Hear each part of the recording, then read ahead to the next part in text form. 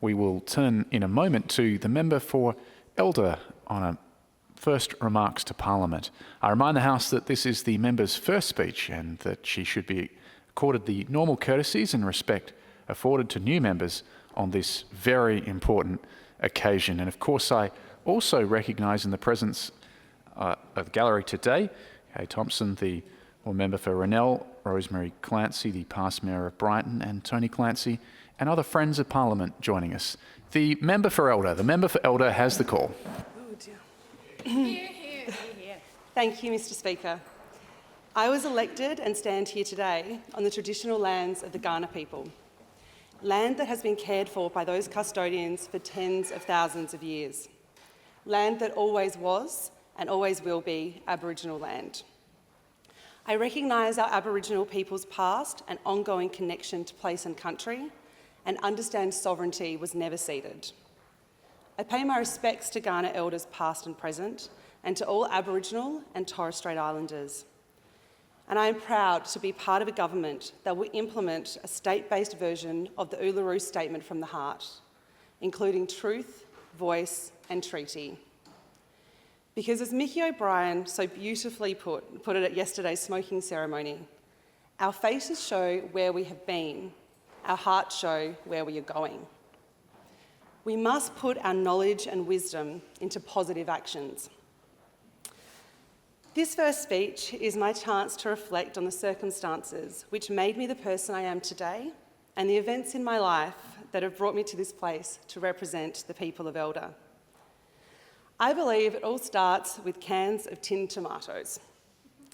If you ever looked in the pantry of my childhood home, you would not find chips or lollies or chocolate, frustratingly so, but you would find a row of tinned tomatoes. As a child, they seemed almost magical. Tinned tomatoes had the ability to stretch any dish for our family of 6 into dinner for anyone who needed it. They were like magic puddings, never running out, no matter how many we used. Because our home was a place where everyone was welcomed, supported and nourished. By opening up our home to people of varying cultures, abilities and life circumstances, my parents, Tony and Rosemary, who are here today, showed their children the importance of looking out for one another. We regularly had residents from Minda home come by, dropping in to say hello. And no matter how busy our household was, each person was welcomed in, given a cuppa, and asked to sit down for a chat at our kitchen table. That's how I came to meet Benny and Graham. They had grown up at nearby Minda, and I grew up with them regularly around for dinner and at every family event. When they transitioned into a house in the community to live independently, my parents provided support for their big move. Benny has since sadly passed away, but Graham is still very much a part of our family. So much so, my niece called her doll Baby Graham. Christmas was another time when my parents' kindness really shone through. Conscious that it can be a lonely time for some, my parents did their best to share the day with those with nowhere else to go. Our dining table would have 2 trestle tables added to it on Christmas Day, extending to the very edge of the living room. And it was cramped, but it was lovely, and it's still like that today. My family never excluded anyone. My family welcomed everyone, and my family instilled these lessons in me. In applying those lessons, I have grown up being conscious of those around me and their needs, and knowing not all of us have the same opportunities. And that includes the opportunity of an education. I had the opportunity to go to a public school with a great reputation, Brighton Secondary. Now, when I tell people which local primary school my daughter goes to, they say, "Oh, that's a good school." This doesn't make me proud. It makes me sad and it makes me frustrated because every single school should be a good school. By identifying some schools as good schools, we're acknowledging we think some are not. And in almost every case, these schools are in areas of disadvantage. This isn't fair and it isn't right. Through my most recent work in the domestic violence sector, I came to understand that for some children, school is their safe place. It is only when these children walk through the school gate in the mornings that they can exhale. School is a place where they can escape what's happening at home. It is a place where they feel safe. Ensuring those children are given the extra care they need to be able to also learn at school is vital. Teachers, including my passionate, dedicated brother Ryan, who joins us in the gallery today, work their guts out to support these children. And we need to support our teachers the best way we can so they can continue to help those children. Every child, no matter their postcode or their parents' income, should be able to go to a good school. And together, we will work to make that a reality. Because good public policy has the potential to change lives, change communities, and change our future. We live in challenging times. While wages are stagnating, the cost of living is growing, and it is growing quickly. This pressure means many in our community are doing it tough and risk falling even further behind. This is what happens when governments allow free markets to run, believing the wealth will trickle down for all. We believe government has a role to make sure the flow is evenly spread. Money doesn't care about people, and we can't expect it to. But people care about people, and the Labor Party cares about people. We believe that government is there to do the things the market cannot. When people's lives are made precarious by the unpredictability of capitalism, we don't shrug and declare it to be the natural order of things. We, Labor, look for a better outcome. Because every South Australian, no matter where they live or their economic circumstances, or their gender, sexual orientation, race, age, cultural background, or ability for that matter, should be given the opportunity to reach their full potential. This is why I've worked in the not-for-profit sector. It is why I volunteer in our community. It is why I became a foster carer, and it is why I ran for Parliament. I would like to specifically mention my fellow foster and kinship carers. The love, compassion, comfort and support you provide to children in your care is invaluable. You are invaluable. Whether a child is in your care for a couple of days or a couple of decades, you open your hearts and your homes to them, knowing the potential challenges and heartbreak. And I thank you. I hope that over time, through good policies, good governance, and good relationships with service providers, we can work to address the challenges that often lead to children being removed from their biological families in the first place. I understand there will always be some children who cannot safely live in their family home. I also see there are situations where early intervention can help. We need to address the root causes: domestic and family violence, insecure housing, drug and alcohol abuse, poor mental health. We need to ask ourselves how we can address these issues so we can support families to stay together. If we don't, we will see the cycle of abuse and generational trauma continue.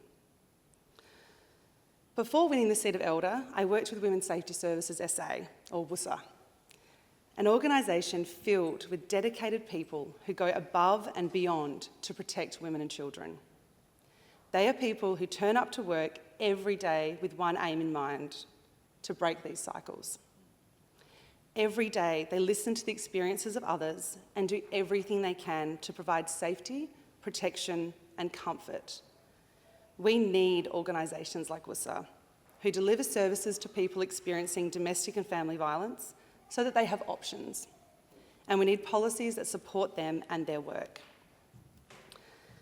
Mr. Speaker, speaking today as the member for Elder, I am genuinely overwhelmed with gratitude. I am grateful to our community. Thank you for putting your trust in me. Being your Member of Parliament is an incredible privilege that I will not take for granted. Some of you have told me, including a woman leaving F45 South Road the other morning, was like, I just became a citizen a few months ago and you were my first vote. So some of you made me your first vote as an Australian citizen. Some of you put a 1 next to my name as an 18, 19 and 20-year-old voting for the first time. Some of you are staunch Labor supporters who backed me. Some of you chose to go Labor this time, but don't always. Some of you took a chance on me and our team, voting Labor for the first time in your life. And some of you didn't vote for me at all. And that's what makes our democracy strong. Regardless of where you sit in this list, I am here for you. I stand here ready to work for you and for our community. I've spent the best part of the last 18 months, sorry family, campaigning in the streets and communities of Elder. And the most rewarding part has been connecting with and listening to you, members of our community. Listening to what makes you excited and listening to what keeps you up at night. Finding out what's important to people and advocating for them is what I love doing. And I feel so incredibly lucky that it's now my job. In tens of thousands of conversations throughout the campaign, so many issues were raised. I can't speak to them all today, but I would like to talk about one that came up more often than most, and that's mental health. It is an issue that has touched all of us in one way or another. And whether I was speaking with Claudia in Mitchell Park, who waited 5 months until she could get a mental health care provider appointment, Pat in Colonelite Gardens, who works as a psychologist, a dad in Pasadena needing to see his son in hospital and was struggling through COVID, or a retired mental health nurse in Melrose Park. The message was clear. There are not enough mental health supports available.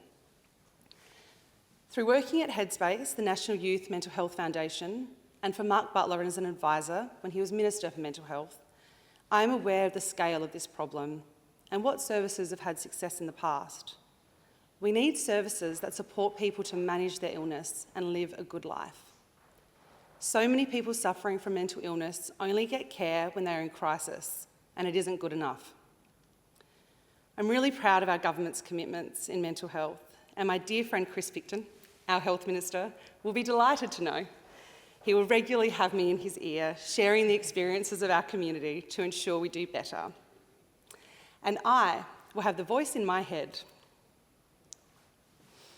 of my fierce feminist friend Gina,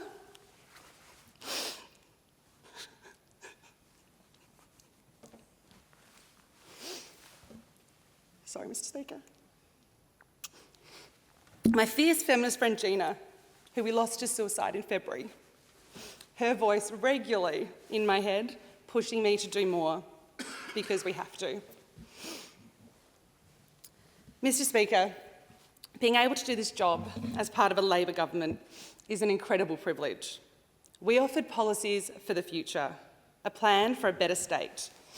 We offered hope, and I'm so glad South Australians chose hope over fear. One policy area that made people hopeful was our plans for the environment. Labor has a proud record of delivering in this crucial area. From the banning of large-scale clearance of native vegetation in the mid-70s to becoming a world leader in renewable energy in the 2000s, we now have a government that will fight to protect the River Murray, something very close to my heart with a dad who grew up on a fruit block in the Riverland. And I can't think of a better advocate for our river than the Deputy Premier, Dr. Susan Close. We have a government that will ensure greater tree canopy and green open space. And just as the previous Labor government did, we will invest in cleaner, greener energy. We know it is critical for us to reduce our emissions. We need governments that are prepared to act, and at least on a state level, now we do. Back at Brighton Secondary, I remember listening to the charismatic Mr. Lawrence with his white moustache and matching white lab coat in Year 10 Science. He was teaching us about greenhouse gases, the ozone layer, and what was happening in our atmosphere. I remember assuming that the adults in Parliament were just doing something about that. And while I wish it had been happening more than 20 years ago when I was in that classroom, I'm glad I am now one of the adults in the room, in this Parliament, as part of a government ready to do our bit. As I stand here today with my colleagues, it feels fitting that directly across from me, on the tapestry that hangs in this chamber, are the faces of pioneer suffragists Mary Lee, Catherine Helen Spence, and Elizabeth Webb Nichols. Without their relentless fight for women's representation, and that of the women who came after them, I and so many of my colleagues wouldn't be here. But we are, and what an incredible group to be serving with. The scale of this achievement was represented in a very physical way a couple of weeks ago. My dad, who pretty much knows everything about everything and is yet the most humble, kind man you will ever meet, was so proud of not just me after the election, but the achievement of so many new women being elected. And he wanted to honour us and our efforts. So he started to wonder, would it be possible to walk across Adelaide while only ever being in a seat held by a Labor woman? I'm sure many of you have asked yourself the same question. My sister and friend Kendra, who has the best sense of humour and is over there, and for more than a decade has worked to support the most vulnerable children in our state, decided to join him. A route was planned, water bottles filled, gummy bears packed, and this idea became a reality. 2 weeks ago on Saturday at 7 a.m, they left Old Ranella in Raynell with two of my best and closest supporters, Katrine Hilliard and Nat Cook. And along with Erin Thompson, they made their way through Hurtlevale and Davenport. They then walked through Gibson with Sarah Andrews before meeting with Catherine Hutchison and a team of supporters in Waite, a win that I'm very proud to say my brother Don was also a big part of, and he's over in our over there as well, in the gallery too. He never gave up. My dad and sister then entered Elder, and I got to walk with my dad and my sister, and it felt so good to be part of such a positive event that my family started. My mum joined us for a portion on the Elder section and was a support crew for the entire walk, making sure Dad and Kendra had everything they needed. Now, Mum's a good support crew to have. During my campaign, whether door knocking, doing phone calls, or making sure my clothes were ironed, I still need help with that, she was there.